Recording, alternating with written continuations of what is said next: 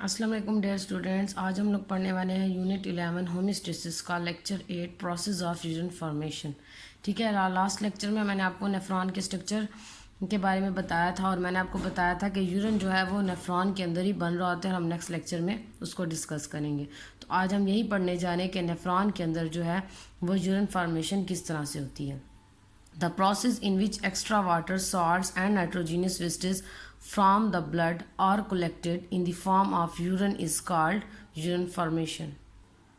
ठीक है, एक ऐसा प्रोसेस जिसके अंदर extra water, salts, nitrogenous wastage को ब्लड से लेकर उनको कलेक्ट किया जाता है यूरिन की फॉर्म में। इस प्रोसेस को हम यूरिन फॉर्मेशन कहते हैं। ठीक है, अब इसके स्टेप्स की तरफ या सब प्रोसेस की तरफ आ जाते हैं। इट इज़ डिवाइडेड इनटू 3 सब processes.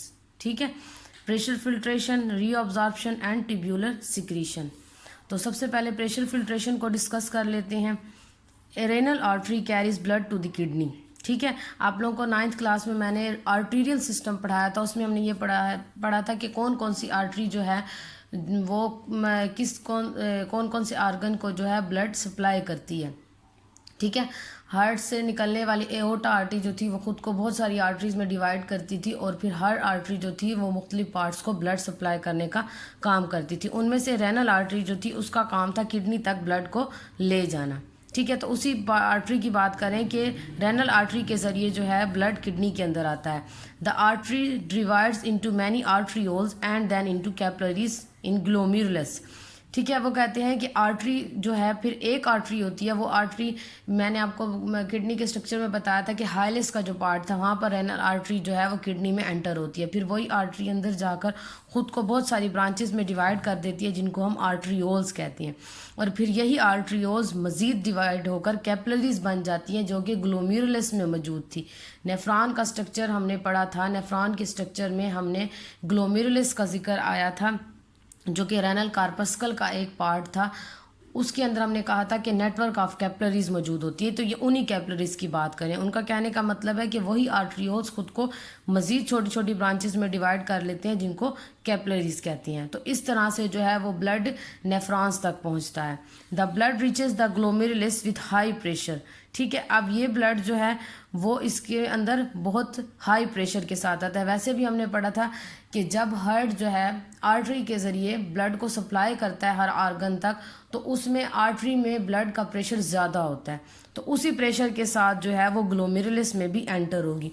Due to high pressure of blood in the glomerulus and porous walls of glomerulus a lot of materials in a blood are filtered. ठीक है, कहते हैं कि एक तो प्रेशर बहुत ज़्यादा होता है, ग्लोमेरुलस में जो ब्लड आ रहा है वो प्रेशर के साथ आ रहा है। दूसरा, ग्लोमेरुलस की जो वाल्स होंगी वो पोरस होंगी, मतलब सुराखदार होती हैं। तो इसकी वजह से बहुत सारा मटेरियल जो है वो ब्लड का फिल्टर्ड हो जाता है। ठीक है, मतलब उसमें से बहुत सारा जो वेस्ट मटेरियल है वो अलग हो जाता है ब्लड से। ठीक है, आपने यहाँ पर देखा कि ये जितना भी प्रोसेस हो, ये प्रोसेस जो है ये स्टार्ट किसकी वजह से हुआ है? ब्लड के प्रेशर की वजह से हुआ है। और फिल्ट्रेशन जो हुई है वो due to pressure of blood हुई है। तो इसी वजह से इसका नाम जो है वो प्रेशर फिल्ट्रेशन रखा गया है इस प्रोसेस का। ठीक है, अब आ जाते हैं glomerular filtrate. The materials like water, salt, sugar and nitrogenous wastage are filtered out of the glomerulus into the Bowman capsule. ठीक है, अब इस मटेरियल की ऊपर हमने बात की है कि प्रेशर की वजह से और पोरस वाल की वजह से ब्लड में से कुछ मटेरियल जो है वो फिल्टर हो जाएगा। अब कौन सा फिल्टर होगा? एक्स्ट्रा वाटर, ठीक है, साल्ट, शुगर और नाइट्रोजीनियस वेस्टेज जो है वो फिल्टर हो जाएंगे। वो ग्लोमेरुलस से फिल्टर होकर बोमेन कैप्सूल में आ जाएंगे। The filtered material is called glomerular filtrate. और अब ये जो मटेरियल फिल्टर हुआ है इसको हम ग्लोमेरुलर फिल्ट्रेट कहेंगे। मतलब ब्लड से जो चीज़ें रिमूव हुई हैं, ठीक है, उनको हम ग्लोमेरुलर फिल्ट्रेट कहेंगे। As this filtration take place due to pressure of the blood therefore is called pressure filtration. ठीक है, ये सारी फिल्ट्रेशन जो है वो ब्लड के प्रेशर की वजह से हुई है, इस वजह से इसको प्रेशर फिल्ट्रेशन कहा जाता है। जी देखें, ये नेफ्रॉन का स्ट्रक्चर अगर आपको याद हो तो मैंने आपको पढ़ाया था कि ये रेनल कार्पस्कल है जिसमें कि ग्लोमेरुलस, बोमेन कैप्सूल, ठीक है, ये प्रॉक्सिमल कन्वोलेटेड टिब्यूल, ये बिल्कुल बारीक सी जो नज़र आ रही है ये लूप ऑफ हैनल है, ये डिस्टल कन्वोलेटेड टिब्यूल है और ये फिर कलेक्टिंग डक्ट है। अब हमने जो प्रेशर फिल्ट्रेशन पढ़ा है ये देखें, ये है आर्टरी, ठीक है। ये वही आर्टरी है जो खुद को मज़ीद छोटी छोटी ब्रांचेस में डिवाइड कर लेगी और ग्लोमेरुलस के अंदर मौजूद होगी कैपिलरीज की फॉर्म में। तो जो सब्सटेंस है या जो ब्लड है वो इस तरह से जो है वो ग्लोमेरुलस के अंदर एंटर होगा और उसके बाद इसी ग्लोमेरुलस में फिल्ट्रेशन होगी। फिल्ट्रेशन होने के बाद बाकी का ब्लड जो है वो वापस पीछे की तरफ आ जाएगा, जबकि जो फिल्ट्रेट होंगे वो इसी बोम एंड कैप्सूल, ये जो कप शेप स्ट्रक्चर है, इसके अंदर इकट्ठे हो जाएंगे। अब आ जाता है नेक्स्ट टॉपिक, रीअब्जॉर्प्शन। ठीक है, पहला था प्रेशर फिल्ट्रेशन, अब नेक्स्ट स्टेप है हमारे पास रीअब्जॉर्प्शन, मतलब दोबारा से जज्ब करना। This process take place in renal tubule. वो पार्ट जो था वो रेनल कॉर्पस्कल में हो रहा था, ये जो है वो रेनल ट्यूब्यूल में होगा। The renal tubule is surrounded by blood capillaries.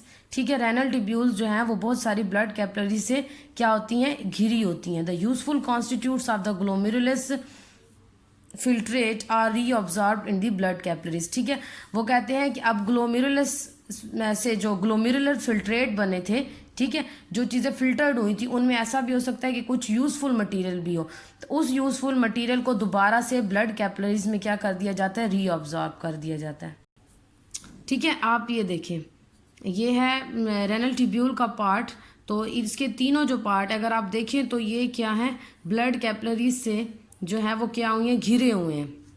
तो अब जब इसमें से प्रेशर फिल्ट्रेशन के बाद जो हमारे पास ग्लोमेरुलर फिल्ट्रेट था, जब वो इस रेनल ट्यूब्यूल में मूव करेगा तो इसके इर्द गिर्द जो ब्लड कैपिलरीज मौजूद होंगी उनके अंदर जो है रेनल ट्यूब्यूल से जो आप समझ लें जो यूज़फुल मटेरियल था वो दोबारा से ब्लड के अंदर शामिल हो जाएगा। ठीक है, ये जो ब्लू कलर की आपको नज़र आ रही हैं इसी के अंदर से निकलकर दोबारा से ये ब्लड के अंदर आएगा और दोबारा बॉडी की तरफ चला जाएगा। अब वो यूज़फुल मटेरियल कौन कौन सा होता है वो मैं आपको बताती हूँ। Some water and most of the glucose is reabsorb from the proximal convoluted tubule. ठीक है, अब प्रॉक्सिमल कन्वोलेटेड ट्यूब्यूल जो पहला पार्ट है ट्यूब्यूल का, वो कुछ वाटर और ग्लूकोज को जो है वो रीअब्जॉर्ब करेगा। ठीक है, सारा वाटर जो है वो तो रिमूव नहीं करना, तो इस वजह से वो कुछ पानी को दोबारा से रीअब्जॉर्ब कर लेगा। इसी तरह से salts are reabsorb from the loop of Henle, और कुछ सॉल्ट्स भी जो होंगे वो भी लूप ऑफ हैनल के ज़रिए रीअब्जॉर्ब हो जाएंगे। मतलब ये तीनों पार्ट जो हैं वो मुख्तलिफ चीज़ों को दोबारा से ब्लड कैपिलरीज में रीअब्जॉर्ब कर रही होती हैं। Most of the water is reabsorb from the distal convoluted tubule and collecting duct. और ज़्यादातर जो पानी, यहाँ हमने ऊपर जिक्र किया था प्रॉक्सिमल कन्वोलेटेड ट्यूब्यूल में कुछ पानी जो है वो रीअब्जॉर्ब होगा, और ज़्यादातर जो पानी है वो डिस्टल कन्वोलेटेड ट्यूब्यूल और कलेक्टिंग डक्ट के इर्द गिर्द मौजूद जो ब्लड कैपिलरीज होंगी उनके अंदर दोबारा से रीअब्जॉर्ब हो जाता है। ठीक है, तो ये रीअब्जॉर्प्शन का प्रोसेस इसी वजह से हो रहा होता है कि जो यूज़फुल चीज़ें अगर जो है वो ग्लोमेरुलर फिल्ट्रेट में शामिल हो गई हैं तो उनमें से यूज़फुल चीज़ों को दोबारा से ब्लड के अंदर शामिल किया जा सके। थर्ड पार्ट है हमारे पास, या थर्ड प्रोसेस है ट्यूब्यूलर सिक्रीशन। उन्हीं ट्यूब्यूल से, रेनल ट्यूब्यूल से जो है वो कुछ सिक्रीशंस जो हैं वो क्या होती हैं, दोबारा से ब्लड कैपिलरी से निकलकर रेनल ट्यूब्यूल में आती हैं।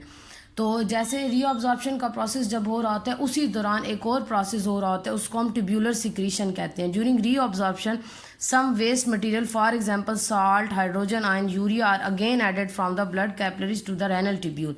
ठीक है, रीअब्जॉर्प्शन के जरिए कुछ मटेरियल जो दोबारा ब्लड कैपिलरीज में चला जाता है उनमें से फिर दोबारा से कुछ वेस्ट मटेरियल जो है वो दोबारा से ब्लड कैपिलरी से निकलकर रेनल ट्यूब्यूल में क्या हो जाता है, अब्जॉर्ब हो जाता है।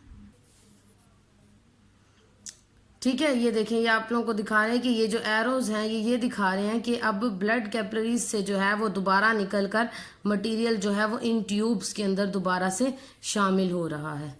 ठीक है, तो आप कह सकते हैं कि रीअब्जॉर्प्शन का प्रोसेस जो है और ट्यूब्यूलर सिक्रीशन जो है ये दोनों एक साथ हो रही होती हैं। रीअब्जॉर्प्शन के ज़रिए कुछ मटेरियल जो है वो दोबारा से ब्लड कैपिलरीज में जाता है, और फिर ब्लड कैपिलरीज में अगर उसी मटेरियल के साथ कुछ वेस्ट मटेरियल चला गया तो वो दोबारा से ट्यूब्यूल्स के अंदर आ जाता है।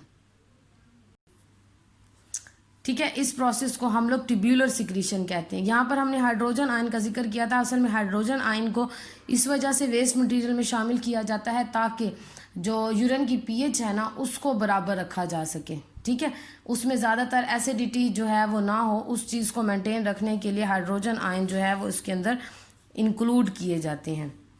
आफ्टर दिस सब प्रोसेस, अब ये तीनों प्रोसेस होने के बाद the filtrate present in the renal tubule is called urine. अब जबकि प्रेशर फिल्ट्रेशन तो पहले ही हो चुकी थी, रीअब्जॉर्प्शन और ट्यूब्यूलर सिक्रीशन, इन तीनों प्रोसेस के बाद अब जो चीज़ रह जाएगी बाकी पीछे रेनल ट्यूब्यूल में, वो क्या कहलाएगी, वो यूरिन कहलाएगी। This is collected into collecting duct and move into renal pelvis. अब ये कलेक्टिंग डक्ट जो कि नेफ्रॉन के बहुत सारे नेफ्रॉन्स एक कॉमन डक्ट में ओपन होते थे जिसके अंदर वो यूरिन कलेक्ट करते थे, उस डक्ट को हमने कलेक्टिंग डक्ट का नाम दिया था। तो उसके अंदर यूरिन जो है वो कलेक्ट होता जाएगा और उसके ज़रिए फिर ये मूव कर जाएगा रेनल पेल्विस, किडनी का जो सेंट्रल पार्ट था रेनल पेल्विस उसके अंदर मूव कर जाएगा। From renal pelvis urine is carried by ureter. ठीक है, रेनल पेल्विस से यूरिटर जो है वो यूरिन को कैरी करेगी और ले जाएगी यूरिनरी ब्लैडर तक, जहाँ पर वो कुछ अरसे तक स्टोर होगा and then through urethra moves out of the body, और फिर यूरिथ्रा के ज़रिए ये बॉडी से मूव हो जाएगा। ठीक है, तो ये देखें, ये है कलेक्टिंग डक्ट, मतलब ये यहाँ में प्रेशर फिल्ट्रेशन हो गया, इस इधर जो है वो रीअब्जॉर्प्शन भी हो गई, ट्यूब्यूलर सिक्रीशन भी होगी, उसके बाद फिर जो मटेरियल बच जाएगा वो सारा किधर आ जाएगा, कलेक्टिंग डक्ट में, और उस मटेरियल को हम यूरिन बोलेंगे। वो कलेक्टिंग डक्ट जो है वो ओपन होगी रेनल पेल्विस के पार्ट में, और रेनल पेल्विस के अंदर जो है वो ट्यूब मौजूद होगी यूरिटर। ये यूरिटर क्या करेगी, यूरिनरी ब्लैडर तक ले जाएगी, यूरिनरी ब्लैडर में वो स्टोर होगा और उसके बाद यूरिथ्रा के ज़रिए वो रिमूव हो जाएगा। ये था हमारा आज का टॉपिक जिसके अंदर हमने पढ़ा कि यूरिन जो है वो नेफ्रॉन के अंदर किस तरह से बन रहा होता है। ठीक है, और ये नेफ्रॉन किडनी के अंदर मौजूद है, इसी वजह से हम किडनी को एक्सक्रीटरी ऑर्गन या यूरिनरी सिस्टम का हिस्सा कहते हैं।